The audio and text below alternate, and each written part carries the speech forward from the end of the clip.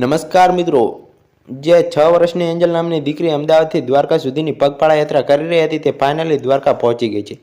તો દર્શક મિત્રો, આજે એન્જલ માટે કમેન્ટની અંદર જય શ્રી કૃષ્ણ લખવાનું ભૂલતા નહીં. અને આ દીકરીને રસ્તામાં ખૂબ મુશ્કેલીઓનો સામનો કરી છતાં તે બહુ સાહસ કરીને દ્વારકા સુધી યાત્રા પૂર્ણ કરી છે. જ્યાં દર્શક મિત્રો, સ્વાગત છે આજના એક નવા વિડીયો સાથે.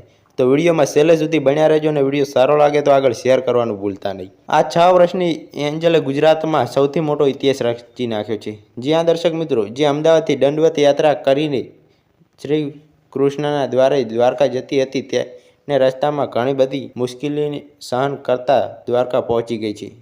અને તેની ઈચ્છા હતી આઠમના દિવસે ભગવાન શ્રી કૃષ્ણના દર્શન કરવાની. તે પણ તેની મનોકામના પૂર્ણ થશે.